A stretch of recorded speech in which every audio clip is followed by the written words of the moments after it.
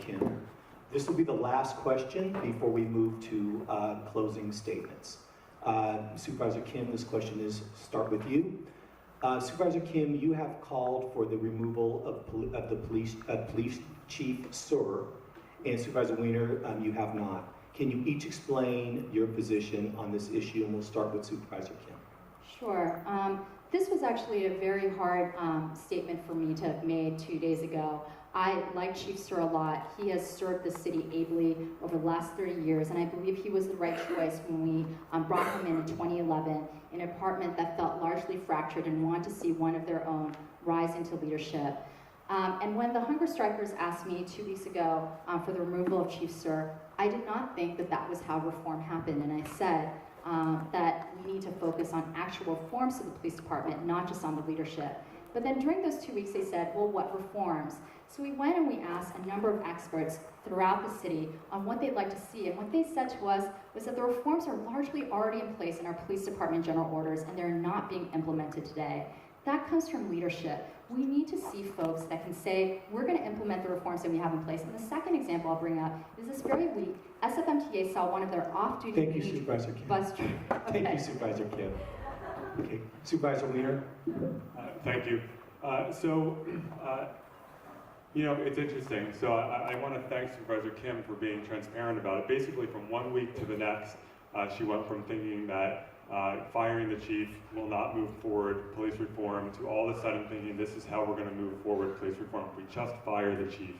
The fact is that firing Chief Greg Sir, who has served honorably in this city and who is a great police chief, will not accelerate police reform by 1 millisecond.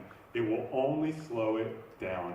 The police commission and the chief are working hard now to reform this department, and firing the chief, frankly, calling for that, it is a publicity stunt, and that's what happened in that 1 week period.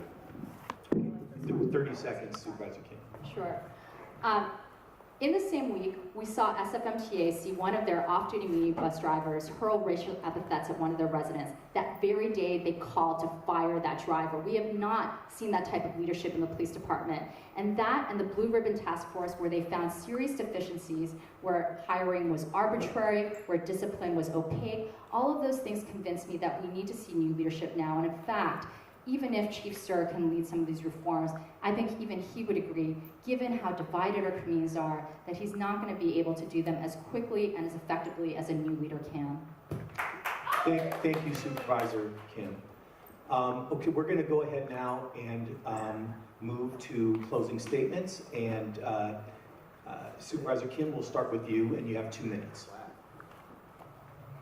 Thank you all again for spending your evening with us. This race before us is for one of the 40 representatives on the state legislature in California today. And one of the reasons why I'm running is because state legislative bodies are one of the most relevant policy-making bodies in the country. Sacramento now passes 2 to 3 times as many bills as Washington, D.C. does, as our federal government grinds to a halt with partisanship fighting. Many of the issues that we care the most about, whether it is higher education, universal health care, criminal justice reform, K through 12, these very issues are now being fought at the state level, and I would love to be able to represent the city and county of San Francisco, Daly City, and Colma on these very important issues. One thing that I hope I've been able to demonstrate over my 10 years in office, both as a school board member and as a member of the Board of Supervisors, is that I'm willing to fight for the residents of San Francisco, that I'm not afraid of taking on big interest groups, whether it's the NFL, whether it's the market rate developers, that I am someone that is willing to stand up and say, this is a city for everyone. It's not just a city for the few. And as the city becomes increasingly inequitable and unaffordable, I believe that we need someone who's willing to go to the state level and take on big interests and say, we deserve to make sure that we are funding city college, higher education, affordable housing, and make sure that we are a city for all. Thank you. Thank you, Supervisor Kim. Supervisor Weiner. Thank you, Bruce, and thank you for your excellent moderating skills tonight. So, I think anyone who's followed me knows I'm willing to do controversial things sometimes. I'm willing to take on issues that other people run away from.